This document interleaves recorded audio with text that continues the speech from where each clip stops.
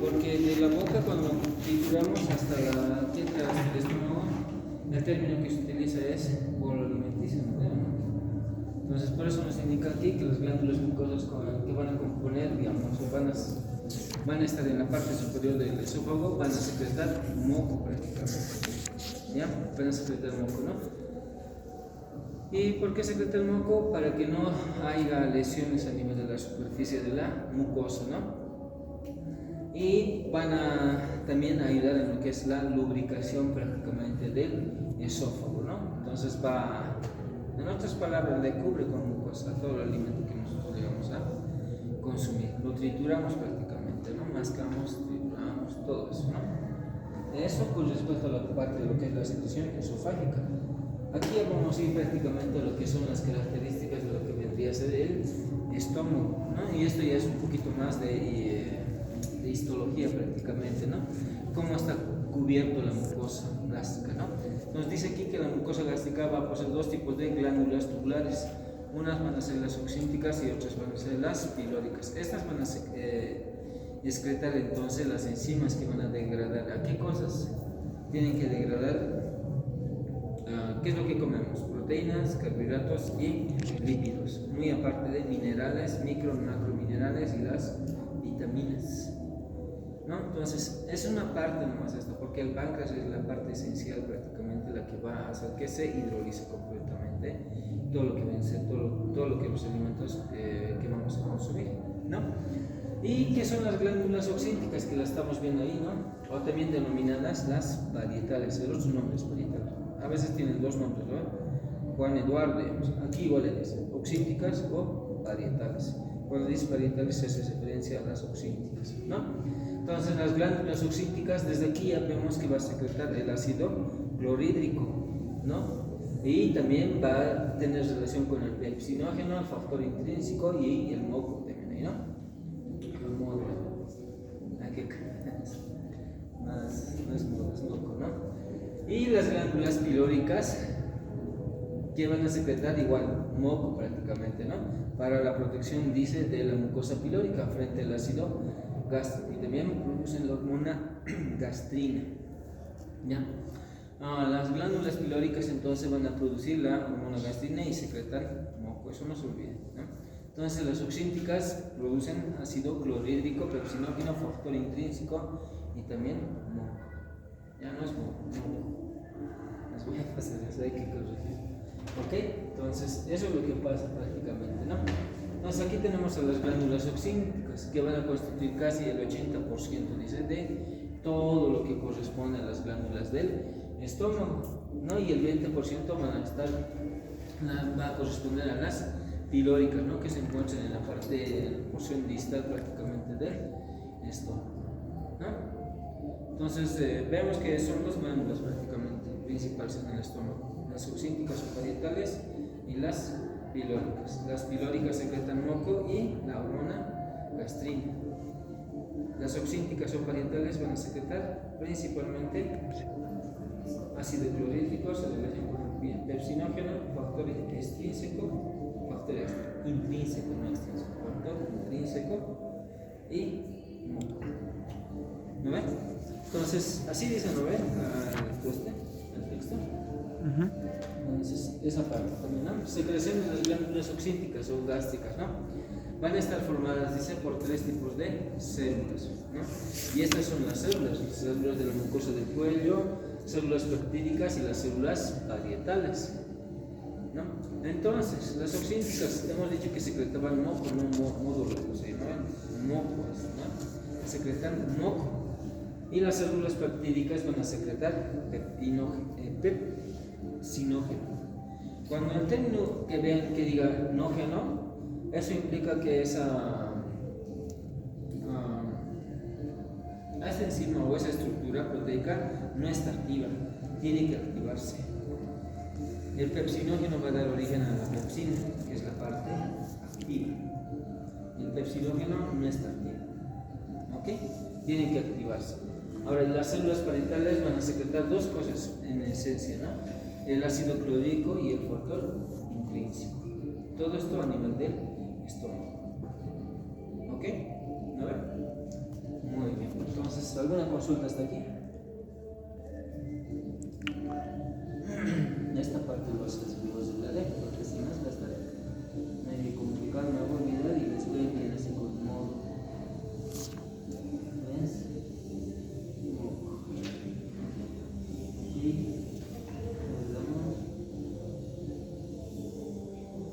Entonces hacemos eso. Ok. Pasemos. Mecanismo de la secreción del ácido clorhídrico. En 3 básicamente lo realiza el mecanismo alcaico, ¿no? Y es bien interesante, ¿no? Entonces el ácido clorhídrico dice que va a tener, o es el que le va a demostrar la acidez prácticamente en 0.8. Es súper ácido. No olviden que el potencial de hidrogeniones está dentro de la escala desde 1 hasta 14. 7 es la parte neutral. De 7 para abajo es ácido y de 8 para arriba es alcalino o básico. En el cuerpo humano prácticamente va a ser de 7.4 el pH de la sangre prácticamente, ¿no? En la primera parte no lo hemos visto, si no me equivoco, 6 por debajo de 6 y es incompatible, o 6 o por debajo de 6 es incompatible con la vida. 8 igual va a ser incompatible con la vida de alcalinidad, ¿no? Entonces dice, el ácido clorhídrico va a darle la acidez, ¿no? Extrema, que generalmente llega a ser a 0.8. Esa acidez extrema tiene que ir incrementándose, no disminuir. Entonces, ¿cómo lo incrementamos? Con el consumo de los alimentos. Cada vez que consumimos alimentos, esa acidez de 0.8 se va a ir convirtiendo 1, 1.2, máximo 3, ¿no? Lo volvemos menos ácido prácticamente, ¿no? Prácticamente, ¿no? Y eso dice que ¿dónde se formaba el ácido clorhídrico? Células parietales. Las células parietales. Y esas células parietales dice, tienen canalículos prácticamente, donde lo van a excretar. ¿A dónde? A lo que vendría a ser el tubo digestivo. Pero más exactamente, estómago. Al estómago. ¿Ya? El único lugar donde va a ser ácido 0.8 va a ser el estómago.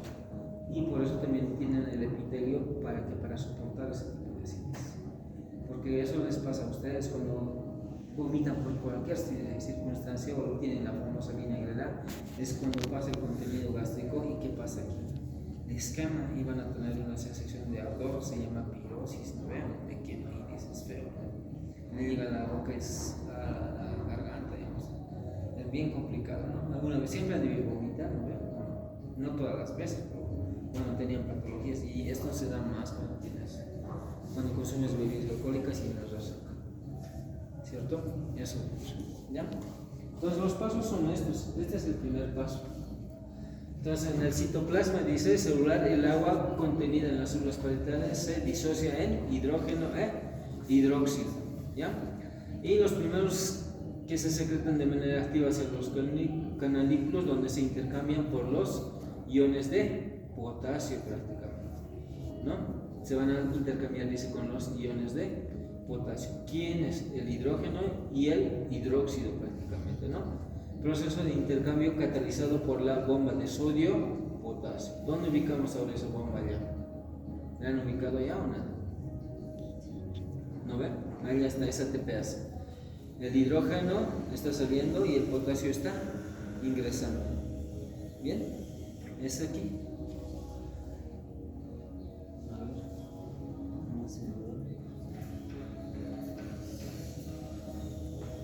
¿No te han dicho, no? ¿Te han aceptado?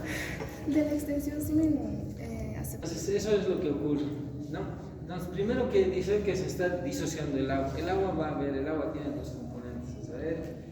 Hidrógeno, oxígeno, H2O. Entonces dice que el hidrógeno está saliendo solito y está formándose el hidróxido. ¿Lo ven? Y ahora, ¿dónde lo vamos a ver eso prácticamente? Aquí lo vemos, la gráfica es esto. Este agua, no está aquí el agua de H2O, este agua que nos menciona dice que se va a formar en una molécula de hidrógeno y en una molécula de hidróxido. Esta molécula de hidrógeno se está yendo al exterior y en vez de esa molécula va a estar ingresando este potasio que está en el exterior. Este es el interior de la célula, de esa manera se está formando. Entonces ingresa al interior de la célula parietal y gracias a la acción dice de que la bomba de sodio, potasio, que vendría a ser acá prácticamente, tendría que estar ahí, ¿no?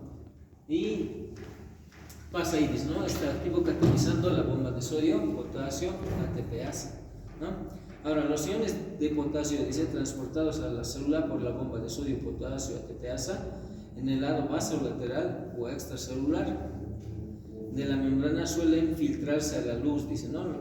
Aunque reciben de nuevo en la célula por medio de la bomba de hidrógeno potasio, que es ya más distinta en ese sentido, ¿no? Las dos bombas van a ver aquí. Este es el otro lo que te está indicando acá. Sodio, potasio, hidrógeno, potasio. Todos están relacionados a este elemento que se llama potasio. ¿Ya? A ver, ¿me han entendido esto? ¿Entienden, digamos, este dibujito? ¿Se entiende, no ve? Esta es la célula parietal, ¿no? Este líquido, esta es la parte del líquido intersticial. Este canalículo generalmente lo va a exponer a la parte del estómago como tal, ¿no ve? Va a ser eso. Entonces nos está explicando esa parte prácticamente acá, cómo está produciéndose la formación del ácido clorhídrico. Hacemos al otro lado, entonces el paso 2, como nos menciona, dice. Ahora, el bombeo, dice, de hidrógeno al exterior de la célula por la bomba de hidrógeno, potasio, ATPasa, permite que se acumule mayor cantidad de, ¿qué se llama aquello? Hidróxido, ¿no? Entonces, esto se está quedando mayor cantidad, dice acá, ¿no? Y se forma a partir de ello bicarbonato. Se va a unir esto con esto y va a dar origen a ¿qué? Al ácido.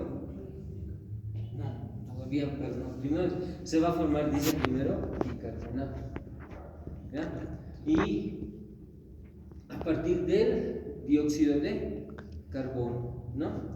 Entonces, constituido, dice, durante el metabolismo en la célula o que entre en la célula a través de la sangre, ¿no? El dióxido de carbono, ¿cómo es que se forma? El dióxido de carbono hemos visto que se forma prácticamente por el metabolismo. ¿De qué alimento? De todos los nutrientes, pero en esencia del oxígeno. Porque oxígeno le damos a la célula, la utiliza la célula y tiene que producir un desecho, y ese desecho es dióxido de carbono. Por eso de las células sacan el dióxido de carbono y lo llevan hacia los pulmones. ¿Ok?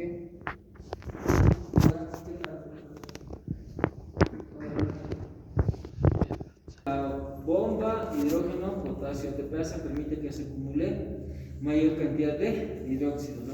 Y se forme bicarbonato a partir del dióxido de carbono, pero el dióxido de carbono está ingresando prácticamente en el líquido intersticial, constituido durante el metabolismo en la célula o que entra en la célula a través de la sangre prácticamente, ¿no? Esta reacción es catalizada por una enzima, la anhidrasa carbónica, ¿no? Que la vemos, ¿no?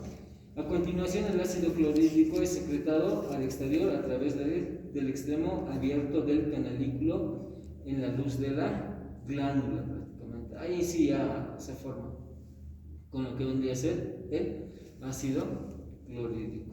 Y de esa forma prácticamente ya va a haber mucha más acidez de 0.8 prácticamente al interior del estómago como tal, ¿no? Eso nos está indicando acá. Bien, otra cosa más que ocurre entre estos tres procesos: el agua, dice, penetra en el canalículo por un mecanismo osmótico, como estamos viendo ya, ósmosis, ¿no? Secundario a la secreción de los iones no extras hacia el interior de quién, de la misma célula parietal. Entonces, de esa forma ya se completa con lo que vendría a ser la formación del ácido clorhídrico prácticamente, ¿no? Entonces ese es el único gráfico y he tratado de buscar, y este gráfico le puse yo para que podamos entender. Aquí no se nota muy bien, tal vez porque es muy grande, entonces les voy a facilitar en imagen nomás esto, ¿no? Porque me parecía un poquito mucho más resumido prácticamente cómo es que se forma lo que es la producción del ácido clorhídrico. ¿no? Pero Gaiton nos menciona de esa manera, de esas tres partes, y el único gráfico que nos pone es prácticamente esto, ¿no? Y aquí lo interesante o lo importante prácticamente va a ser que, digamos, ¿cómo se forman los ácidos clorhídricos? A partir del agua. Necesitamos agua en la célula. ¿Por qué necesitamos el agua en la célula? ¿Para qué? Para que ese agua se disgregue en dos elementos. Uno va a ser el hidrógeno suelto y el hidróxido. Y este hidrógeno suelto se va a unir, como hemos visto, con el cloro para formar el ácido clorhídrico. El cloro solo va a ser una sal, ¿verdad? O es un elemento, es un ion, tiene que unirse el hidrógeno, ¿no? Y como vemos ahí, para toda esa reacción prácticamente también tiene que estar el dióxido de carbono. Eso es lo que ocurre prácticamente. Ese es el origen para la formación de lo que vendría a ser el ácido clorhídrico. A ver, esta parte, lo que tal vez no han entendido, esta célula se está relacionando más prácticamente hacia el lado de la sangre. Esta parte ya se está relacionando más prácticamente con el interior del estómago. ¿Ya? Es así.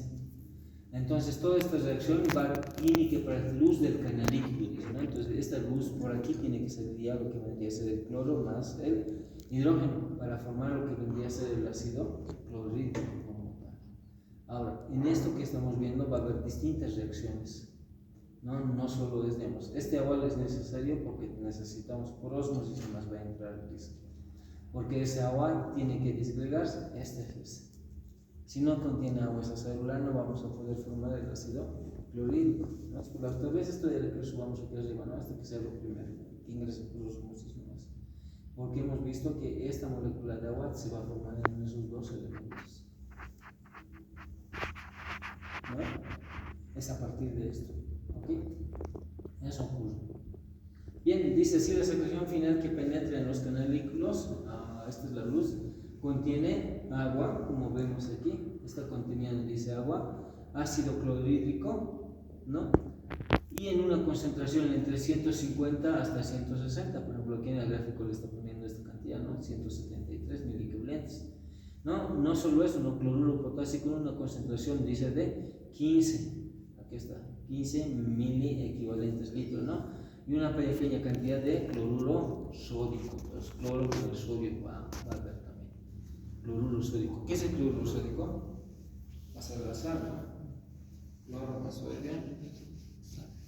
¿No? Eso más. Entonces todo eso está resumido prácticamente en este pequeño gráfico. ¿Ya? Muy bien, ¿han entendido esta parte? Sí, ¿no veo? Sí. Yo creo que es más sencillo, ¿no? En su caso lo van a leer un poquito más. Esta voy a sacar la parte más importante. Entonces este gráfico les voy a tratar de brindarlo, ¿ya? Nos explica lo mismo, pero me parecía un poquito más interesante. Ya, factores básicos que estimulan la secreción gástrica van a ser esos tres elementos: la acetilcolina, la gastrina y la histamina. Tres cosas, ¿no? La acetilcolina dice liberada por la estimulación parasimpática. La acetilcolina siempre lo vamos a ver en el parasimpático o en el vago, ¿ya? Que excita la secreción de epsinógeno, dice, ¿no? Y por las células peptídicas, ¿no? Y por parte de las células peptídicas ácido clorhídrico, ¿no? Y moco también para las células mucosas. ¿Por qué tienen que secretar moco? Para que, digamos, refuercen el epitelio de la mucosa y no penetre el ácido clorhídrico. Cuando ya no hay moco, digamos, en la superficie interna del estómago, el ácido clorhídrico penetra y así nosotros lo vamos a conocer como gastritis, inflamación.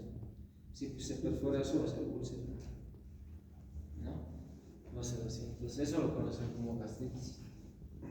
¿Ya? Ese es el origen. Ahora, secreción y activación del pepsinógeno, ¿no? Las células peptídicas y mucosas de las glándulas gástricas dicen van a secretar varios tipos ligeros distintos de pepsinógeno, ¿no? El pepsinógeno dice no posee actividad digestiva en cuanto entra en contacto con el ácido clorhídrico y se activa y se convierte en pepsina. Es lo que les he dicho. Todo lo que es que no va a ser activo, ¿no? Pero va a originar a otra estructura más activa, que en este caso va a ser la pepsina. ¿Ok? Secreción de factor intrínseco por las células parietales. Las células parietales, dos cosas hemos visto que secretan, y hemos visto la hormona secretada ácido clorhídrico. El otro elemento que va a secretar es el factor intrínseco, ¿no? Que es esencial para la absorción de la vitamina B12 a nivel del hilo, ¿no? Y es secretada, dice, por las células parietales junto al ácido clorhídrico. A ver, dos cosas, ¿no? Ahora, cuando se destruyen, dice, las células parietales en personas con gastritis crónica, no solo se presenta cloridia, sin cloro, ¿no? Sino que también suele desarrollarse una anemia perniciosa debido a la falta de maduración de los eritrocitos por ausencia de la estimulación de la vitamina B12. ¿No ve? Entonces, la falta del factor intrínseco nos va a dar lo que es la anemia perniciosa. Por ahí les preguntan en la parte del examen clínico práctico, ¿no? Es así cuando se puede echar eso, porque eso nos da solamente en la práctica, ¿no? Entonces, siempre, digamos, una enzima puede afectar a la maduración de gente del glóbulo rojo, ¿no? Puede afectar y produce lo que es esto, ¿no? ¿Por qué afecta? Porque ya no se va a poder. ¿Qué punto no se va a poder? Estimular a la vitamina B12. La vitamina B12 también se conoce como cianocobalamina. ¿Ya? Aquí me cambio y ver esa parte. Glándulas pilóricas, secreción de moco y gastrina. Hemos visto, ¿no? La única hormona que se producía o se secretaba en este caso era la gastrina por parte de las células pilóricas, ¿no ve? Porque había dos tipos de células nomás, ¿no? Las oxínticas o parietales. Esas oxínticas o parietales se dividían en tres también, tres tipos de células contenían. Y esto tenemos las glándulas pilóricas, ¿no? Ahora bien, estas células dice secretan pequeñas cantidades de toxinógeno y sobre todo grandes cantidades de moco y fluido que ayudan a lubricar lo que merece el contenido, ¿no? Del estómago.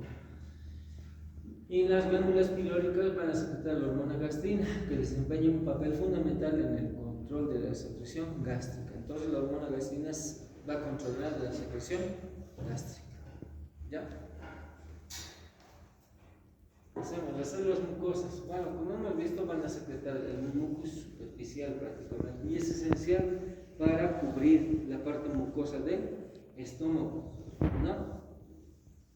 Y esto es importante para nosotros para proteger la pared gástrica prácticamente, ¿no? Lo que les había dicho, para que el alimento se deslice y para que el contenido del ácido clorhídrico no dañe prácticamente a la que nos va a ser el estómago prácticamente, ¿no? Y otra característica de ese moco es que le va a dar alcalinidad, ¿no? Es muy ácido, ¿no? 0.8, nos tiene que disminuir esa acidez. Entonces, ¿cuánto va a hacer? Va a subir seguramente con la alcalinidad que le va a producir las células mucosas. ¿Ok? Pasemos. Estimulación de la secreción de ácido gástrico prácticamente, ¿no? Bueno, las células parietales, como ya sabemos, o también denominadas oxínticas, son las únicas que van a secretar ácido clorhídrico, ¿no? Y dice, la secreción de este ácido está sometido a un control constante por señales tanto endocrinas como nerviosas, ¿no? Entonces el ritmo de formación y secreción de ácido clorhídrico por las células parietales es directamente proporcional a la cantidad de histamina liberada por las células parecidas a las enterocromafinas. Puede ser pregunta también de examen. ¿Quién secreta, digamos, la histamina? Las células parecidas a las enterocromafinas. ¿No ven? También recibe una estimulación de las hormonas secretadas por el sistema nervioso entérico, en este caso de la pared gástrica, ¿no? La gastrina en ese sentido. ¿Ok?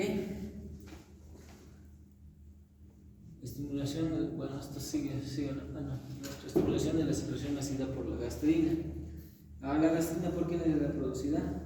Por las células oxídicas. No, es por las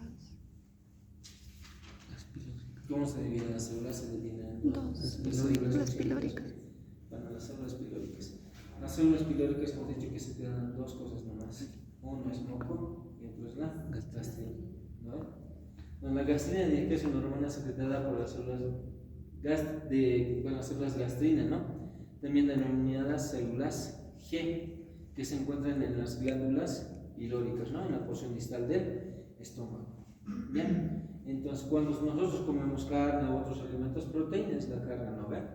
Que contienen proteínas llegando al ámbito gástrico, algunas de las proteínas de estos alimentos ejercen un efecto estimulador especial e indirecto sobre las células de la gastrina de las glándulas o células G prácticamente, ¿no? Una mezcla disenérica de los jugos gástricos transportados inmediatamente desde la gastrina hacia las células parecidas a las cromafines del cuerpo del estómago y provocando la liberación directa de la histamina o las glándulas oxípticas profundas, ¿no? Entonces, bueno, aquí estamos viendo que el consumo de carne o proteínas, siempre si es una gran va a tener lípidos, pero si es aquella carne, digamos, que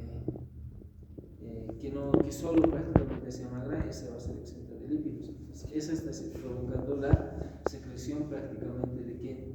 De la gastrina. ¿Ok? Porque al fin y al cabo la carne es proteína. No, la carne siempre viene pero con grasa. Proteína con lípidos. No el lípido, no la estructura, sino más que todo la proteína. ¿Ok? ¿Lo veo? Eso conocemos, ¿no? Grasa magra o no grasa, carne magra y carne, digamos, que no sea magra. La carne magra es la que no tiene grasa, y la otra carne normal que tiene grasita, digamos, la podemos retirar. ¿Bien? Regulación de la secreción de pepsinógeno. Bueno, la estimulación de la secreción de pepsinógeno se produce como respuesta a dos principales acciones. Uno, la acetilcolina, y la otra va a ser la acidez del estómago prácticamente. Esas dos van a ser las que van a producir la secreción del pepsinógeno como tal, ¿no? Y la velocidad de secreción del pepsinógeno depende en gran medida de la cantidad de ácido presente en el estómago. Aquí no nos dice qué tanto de acidez hay, porque si va a haber, digamos, alimento que esté ingresando al estómago, se supone que ese ácido va a incrementarse del 0.8 y va a llegar hasta 1, digamos, 1.3, 1.5, depende del tipo de comida que comamos, ¿no? Si consumimos más alimentos alcalinos, pues más va a disminuir esa acidez, ¿no? Por eso hay una dieta alcalina también. Fases, tres fases son prácticamente los de la secreción, ¿no? No sé si han visto eso, ¿no? Creo que le he puesto en un gráfico, el último también nos menciona el gráfico. Bueno, vamos a ir poco a poco, ya vamos a acabar. La fase cefálica dice que tiene lugar sobre todo al empezar a ingerir los alimentos, entonces a nivel de la boca va a empezar esto, ¿no ve? Entonces se debe a la visión, el olor, el tacto, el gusto de los alimentos. Cuanto mayor sea el apetito, más intensa será la estimulación, ¿no? Entonces las señales nerviosas se pueden originar en la corteza cerebral o en el centro del apetito, de la mira o el hipotálamo, ¿no? Y se van a transmitir desde los núcleos motores dorsales de los nervios vagos y después a través de los nervios al estómago, ¿no? Y eso aporta aproximadamente 30% de la secreción gástrica. Entonces eso sería, la fase cefálica aporta el 30% de la secreción gástrica. O sea, estando aquí, ya tiene que irse secretando acá, preparándose. No es que digamos, consumes el alimento y recién va a salir, no. Pues 30% ya va a estar producido en el estómago, ¿no? De la secreción gástrica. Esta es la siguiente fase, la fase gástrica, cefálica gástrica, ¿no? Esto es al entrar al estómago sucede lo siguiente: los reflejos vagovagales largos que desde el estómago van al encéfalo y de nuevo vuelven al estómago. Entonces, desde el estómago al encéfalo y del encéfalo nuevamente regresa al estómago, ¿no? Ese es un estímulo, y el otro son los reflejos entéricos locales y el mecanismo de la gastrina. Dentro de los reflejos entéricos locales vamos a tener dos plexos, ¿no? El plexo entérico de Auerbach y el Meissner, ¿no? El del Meissner, ¿no? Bueno, aquí nos mencionan los reflejos entéricos locales y el mecanismo de la gastrina, ¿no? Y esos tres en conjunto, dice, estimulan la secreción de jugo gástrico durante varias horas, ¿no? Mientras los alimentos permanecen en el estómago, ¿no? Eso representa casi el 60% de la secreción gástrica total, ¿no? Y que equivale a 1500 ml. la fase cefálica era 30, la fase gástrica 60, sería 90, 10% va a quedar prácticamente para la siguiente fase, que es la fase intestinal, ¿no? Que al entrar a nivel del intestino, en especial a nivel del duodeno, hay secreción de pequeñas cantidades de jugo gástrico y suponen prácticamente el 10%. Sumados todos, la fase cefálica 30, fase gástrica 60 y la fase intestinal 10 hacen el 100% prácticamente de todo lo que vendría a ser la secreción, ¿no? Entonces hay tres fases: cefálica, gástrica e intestinal para la secreción gástrica. ¿Ya? Inhibición de la secreción gástrica por otros factores intestinales. Uno, la inhibición obedece al menos a dos factores. Este es uno, ¿no? Se inicia un reflejo enterogástrico inverso transmitido por el sistema nervioso mientérico, ¿ya? Así como los nervios simpáticos extrínsecos y por los vagos, ¿no? Que inhiben la secreción gástrica. El simpático siempre es estimulador, ¿lo ven? Aquí vamos a ver que no es estimulador. El parasimpático es el que va a estimular el vago. El simpático inhibe, ¿ya?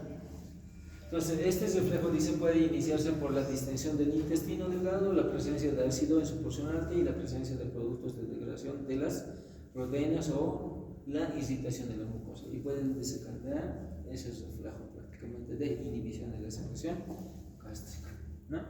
Este es el 2.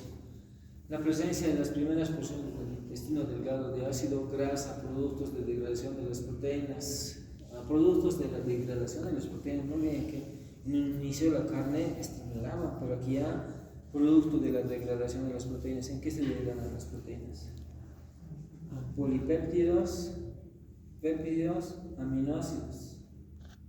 Eso es lo que conforma una proteína, ¿no veo? Entonces se supone que es eso, es la degradación de eso, ¿no?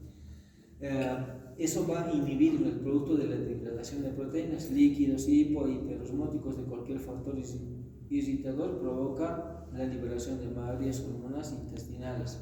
Una de estas hormonas es la secretina, ¿no? La secretina inhibe la secreción gástrica, ¿ya? Entonces, la proteína en un inicio sí te ayuda que se secrete, pero aquí, digamos, el producto de la degradación de las proteínas hace que se secrete la secretina, que inhibe la gástrica, ¿no? Otras tres hormonas muy aparte de la secretina: el péptido insulinotrópico dependiente de la glucosa y el péptido intestinal vasoactivo. Y la somatostatina, a todos se forma secreción de insulina y de glucagón, y aquí también se está poniendo la secreción gástrica, está inhibiéndole, ¿no ve? Y también dice efectos inhibidores ligeros moderados sobre la secreción gástrica. Bueno, les vamos a preguntar solamente estos, ¿ok? Y creo que este es mi último. No, falta después de estos dos más, ¿no?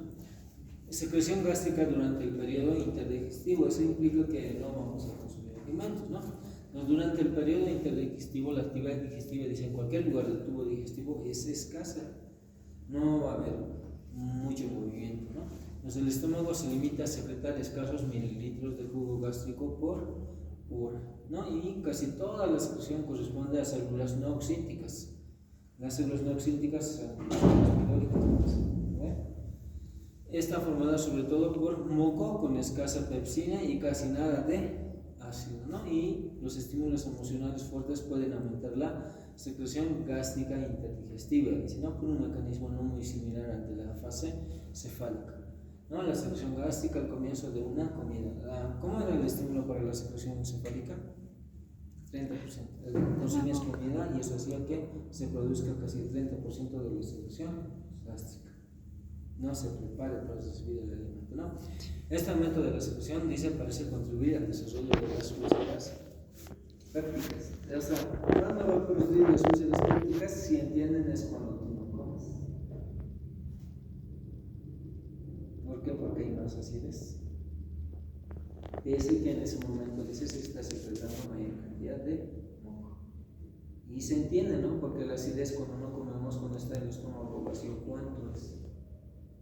El pH 0.8.